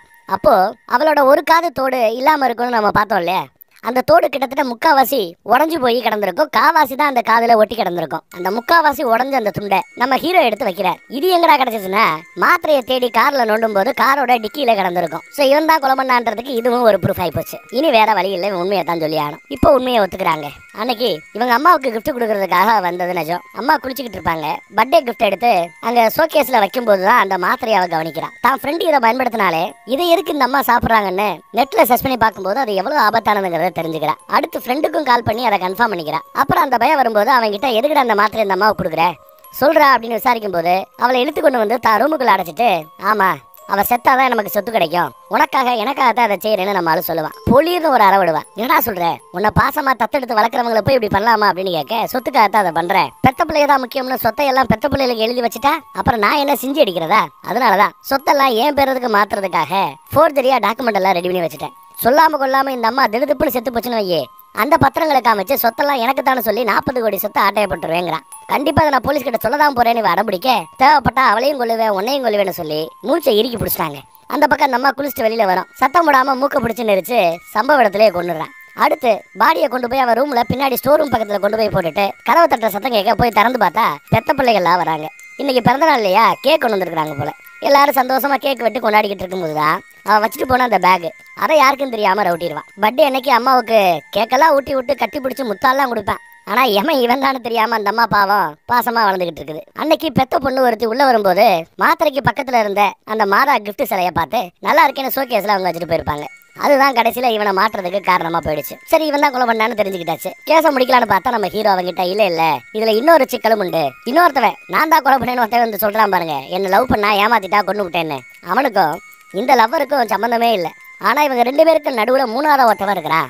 சம்பவத்தன்னைக்கு லவ்வரோட போன்ல இருந்து அந்த ஒரு நம்பருக்கு கால் போயிருக்கு. அந்த போனை நம்ம கண்டுபிடிக்கணும் அப்படின்னு சொல்றான். என்னடா அந்த நம்பர்னு செக் பண்ணி பார்த்தா அந்த நம்பர் வடக்கு போலீஸ் ஸ்டேஷன்ல கஸ்டடியில கிடக்கிற ஏதோ ஒரு போனு ஏதோ ஒரு சிம் கார்டுன்னு தெரிய வருது. எப்படி இந்த காணாம போன பைக் எல்லாம் பாத்தீங்கன்னா கண்ணாபின்னான்னு போலீஸ் ஸ்டேஷன்ல ஓரமா கிடக்கும் இல்லையா, கேப்பாரேட்டர், அந்த மாதிரி சம்டைம்ஸ் போனு சிம் கார்டு எல்லாம் கிடக்கும். அந்த போனை கண்டுபிடிச்சிடறாங்க விசாரணை அதிகாரி. எதுக்கு நம்ம வடக்கு போலீஸ்காரரை உட்கார வச்சுக்கிட்டு அந்த போன் எடுத்து என்ன ஏதுன்னு பாரு நம்ம ஹீரோ டச்சல ஹீரோ ஆன் பண்றான். கால் ஹிஸ்டரியில போய் செக் பண்ணா ஹால் ஹிஸ்டரி எல்லாம் எம்டியா இருக்கு, டெலிட் பண்ணி இருக்காங்க. இந்த பக்கம் அந்த போலீஸ்காரர் என்ன சொல்றாருன்னா, இன்ஸ்பெக்டர் என்ன சொல்றாருன்னா, எங்க போலீஸ் ஸ்டேஷன்ல ஏகப்பட்ட 20-30 பேர் வேலை பாக்குறோம். யாரு வேணாலும் ஸ்டோர் ரூம்குள்ள போய் இந்த போனை பயன்படுத்தி இருக்கலாம். இன்னார் தான் பயன்படுத்துறாங்கிறத கண்டுபிடிக்க முடியாது, விசாரிப்போம் அப்படின்னு அசால்ட்டா பேசிட்டு இருக்கிறார். இந்த இடத்துல இவர் தான் பயன்படுத்தினார், இவர் தான் கொலை பண்ணாருங்கிறாப்ல எப்படி கண்டுபிடிக்கிறது? நம்ம ஹீரோ ஒரு நிமிஷத்துல கண்டுபிடிச்சிருவாரு. உங்களுக்கு ஏதாவது ஐடியா இருக்குதா? ஒரே நிமிஷத்துல இன்னார் தான் இந்த போனை பயன்படுத்துறாங்கன்னு எப்படி கண்டுபிடிக்கிறது? ஹால் ஹிஸ்டரியில இருந்து எல்லாமே டெலிட் ஆகிருக்குது. ஐடியா இல்ல. நம்ம ஹீரோ எப்படி கண்டுபிடிக்கிறான்னா, ரொம்ப சிம்பிளா அவர்கிட்ட போய், சார் ஒரு நிமிஷம் இன்டர்நெட்டை யூஸ் பண்ணணும், உங்க ஹாட்ஸ்பாட்டை ஆன் பண்ணி கொடுக்க முடியுமா, எனக்கு டேட்டா தீர்ந்து போச்சுன்னு சொல்ல சரின்னு அவர் ஹாட்ஸ்பாட்டை ஆன் பண்ணி விடுவார். அடுத்த நொடி பார்த்தா கேப்பாரேட்டர் கிடக்கிற அந்த போனு வைஃபைல கனெக்ட் ஆயிடுதுங்க. பாஸ்வேர்டு என்ட்ரி போடவே இல்லை. அப்ப என்ன அர்த்தம்? ஏற்கனவே அவர் கனெக்ட் பண்ணி பயன்படுத்திட்டு இருக்கான்னு அர்த்தம். ஆளு மாட்டிக்கிட்டார். இப்போ நமக்கு பிளாஷ்பேக், இவரோட கான்ட்ரிபியூஷன் இந்த கதையில என்னங்கிறது நமக்கு தெரிய வரும். அடுத்து அப்பா அம்மா ஒரு வழியா அந்த வடக்கு ஸ்டேஷனுக்கு கம்ப்ளைண்ட் கொடுத்த பிறகு இவங்களை வீட்டுக்கு அனுப்புன்னு சொல்லிட்டு இவர் கிளம்புவார்ல, அப்போ போன் வரும். யாரு? அவன் தான் கால் பண்ணி கூப்பிட்டுருப்பான். எத்தனை தடவை சொல்லியிருக்கேன் இந்த நம்பருக்கு கால் பண்ணாதானே, வைடா போனை நானே கூப்பிடுறேன்ட்டு. அடுத்து இவரு அந்த கேப்பாரேட்டர் கிடக்கிற அந்த போனு சிம்மு அதெல்லாம் எடுத்து கால் பண்ணி டீட்டெயில விசாரிச்சுட்டு அங்க போறாரு. போய் பார்த்தா அந்த பொண்ணு பணமா கிடக்குறாப்ல தெரியும். ஏன்டா அவசரப்படுத்துறேன்னு அப்படின்னு அந்த பையனை திட்டுவாரு. அப்புறம் தொட்டு பார்த்தா நாடி திருப்பி இருக்கு. இன்னும் அந்த பொண்ணு உயிரோட தான் இருக்கிறா போல. உயிரோட இருக்காடா, 40 கோடி சொத்து இருக்கு, இதை எனக்கு வாங்கி கொடுக்க உதவி பண்ணுங்க, 20% ஷேர் கொடுக்குறேன் அப்படின்னு சொன்னேன். அதுக்காகத்தான் ஃபோர்ஜரி பண்ணி உனக்கு டாக்குமெண்ட் எல்லாம் ரெடி பண்றதுக்கு ஹெல்ப் பண்ணேன். இப்ப நிலைமை கையை மீறி போயிடுச்சு, ஒரு நிமிஷம் இருன்னு இன்னொருத்தவனுக்கு ஃபோன் பண்ணி வர வைக்கிறார். இந்த மாதிரி நிறைய கேஸ்ல நம்ம இன்ஸ்பெக்டருக்கு இவன் உதவி பண்ணியிருக்கான் போல, பாடியை டிஸ்போஸ் பண்ற மாதிரி பல விஷயங்கள்ல. அதுக்காக அவனை வர வச்சு பாடியை தூக்கி கொண்டு போய் டிஸ்போஸ் பண்ணிடு அப்படின்னு சொல்ல அவன் சரின்னு சொல்லிட்டு பாடியை தூக்க ஆரம்பிக்கிறான். இந்த பக்கத்துல அவனை கூப்பிட்டு, 20% தானே நீ எனக்கு ஷேர் கொடுக்குறேன்னு சொன்னேன், கேஸ் எல்லாம் நிலைமை கையை மீறி போய்கிட்டு இருக்குது, 50-50 ஷேர் கொடுக்கணும், 40 கோடியில 20 கோடி எனக்கு கொடுக்கணும், அப்பதான் இந்த கேஸை தற்கொலைன்னு நான் மாத்துவேன், சும்மா உன் மேல சந்தேகம் இருக்கிறாப்புல உன்னை அரெஸ்ட் பண்ணுவேன், அப்புறம் நீ ஈஸியா ஒரு வக்கீல வச்சு பெயில் வாங்கிட்டு வெளியில வந்துடலாம், கேஸ் ஒண்ணும் இல்லாம போயிடும், அப்புறம் நீ ஜாலியா ஃப்ரீயா இருக்கலாம் சொத்தோட, என்ன சொல்ற அப்படின்னு கேட்க அவன் 50-50 ஷேரிங்க ஒத்துப்பான். பணத்துக்காக தான் இந்த ஆளை விளவும் செய்யறாரு. அப்புறம் அவங்க 2 பேரும் பாடியை தூக்கி கொண்டு போய் கார்ல ஏத்துவாங்க. இப்படி டிக்கிக்குள்ள போடும்போது மறுபடியும் ஆத்து பக்கத்துல போன பிறகு டிக்கில இருந்து தூக்கும் போது தோடு அங்க டிக்கியில விழுந்திருக்கணும். அப்புறம் பாடியை கொண்டு கரையில இருந்து அப்படி வீசி எறிஞ்சிட்டு கிளம்பிடுறாங்க. எல்லா உண்மையும் வெளியில வந்துருச்சு. மீடியா மொக்கிது. யார் உண்மையான குற்றவாளிகள் கேட்கறதுக்கு ஆர்வமா இருக்குது. உயரதிகாரிகள் எல்லாம் வந்துட்டாங்க. விசாரணை அதிகாரியோ என்ன நடந்துச்சு, யார் உண்மையான குற்றவாளிகள் எல்லாத்தையும் கண்டுபிடிச்சு சொன்னதும் விருதியர்கள் எல்லாம் பாராட்டுறாங்க அவரை. ஆனா இந்த பாராட்டுக்கு நான் மட்டும் புரியவே இல்லை. இதோ இவனோட ஹெல்ப் இல்லாம இது எதுவுமே சாத்தியம் இல்லைன்னு நம்ம ஹீரோவை அறிமுகப்படுத்துறாரு. அந்த அம்மா உன்னோட இந்த உதவிக்காக நீ போலீஸ்ல சேரணும்னு ஆசைப்பட்டேல்ல, அதை மறுபரிசீலனை பண்ணி மறுபடியும் உனக்கு வேலை கிடைக்கிறதுக்கு ஏற்பாடு பண்றோன்னு அந்த உயரதிகாரி சொல்லுவாங்க. ஆனா அவனும் இல்ல உங்க டிபார்ட்மெண்ட் எல்லாம் சேரணும்னா என் கண்ணு முன்னாடி தெரிகிற எங்க அம்மாவை தெரியலன்னு பொய் சொல்ல வேண்டியிருக்கும், அப்படி பொய் சொல்லி எனக்கு அந்த வேலை வேண்டாம், நான் இப்படியே இருந்துக்கிறேன்னு அந்த வேலை வேண்டான்னு முடிவு பண்ணிட்டான். அரெஸ்ட் பண்ணவங்கள வெளியில எடுத்துட்டு வரும்போது தான் இவங்கெல்லாம் குற்றவாளிகள் தெரிய வரும். குறிப்பா அந்த லவ்வரை அப்பா அம்மா போட்டு அடி அடிச்சு தள்ளி விடுவாங்க. போலீஸ் இழுத்துட்டு போகுது. மீடியாலையும் ஒரு காமன் மேன் உதவி பண்ணா இந்த மாதிரி கேஸ் எல்லாம் அசால்ட்டா சால்வ் பண்ண முடியும்னு நம்ம ஹீரோவை பத்தி பேசிட்டு போவாரு விசாரணை அதிகாரி. பெரியவர் வாழ்த்திட்டு போவார். அடுத்து என் பொண்ணுக்கு என்ன நடந்துங்கிறத உண்மையை கண்டுபிடிச்சிட்டீங்க, நீதி வாங்கி கொடுத்துட்டீங்க, நன்றின்னு பெத்தவங்களும் நன்றி சொல்லிட்டு போவாங்க. கடைசியா நம்ம விசாரணை அதிகாரி ஹீரோவை பார்த்துட்டு சூப்பர்ரா தேங்க்ஸ்ரா அப்படின்னு சொல்லிட்டு கிளம்ப போற சமயம், அன்னைக்கு உங்க அம்மாவை கேட்டதா சொல்லுன்னு நக்கல் பண்ணேன், உங்க அம்மாவை பத்தி நான் தெரிஞ்சுக்கிட்ட பிறகு அவங்க இங்க இருக்காங்களா இல்லையான்னு எனக்கு தெரியாது, ஒரு கால் இருந்தா நான் மரியாதை பண்ணணும்னு சொல்லி ஒரு சல்யூட் அடிச்சுட்டு போவாரு. சல்யூட் அடிச்சு அவர் போவார் பாருங்க, இருக்க அந்த அம்மா நிக்கிறாப்பிலேயே தெரியும். எஸ் நிக்கிறாங்க போல, பையனை நினைச்சு பெருமைப்படுறாங்க. அதோட இந்த படமும் இந்த இடத்துல முடிஞ்சிருது. ரொம்பவே நல்லா இருந்ததுல. நம்ம வாட்ஸ்அப் குரூப்போட லிங்க் கீழே டிஸ்கிரிப்ஷன்ல கொடுத்துருக்கேன். விருப்பப்படுறவங்க கிளிக் பண்ணி குரூப்ல ஜாயின் பண்ணிக்கோங்க. எந்த சேனல்ல என்ன வீடியோ போட்டாலும் அதுல லிங்க் போட்டுருவோம். வேற ஒரு நல்ல கதையில மறுபடியும் சந்திப்போம். தேங்க்யூ.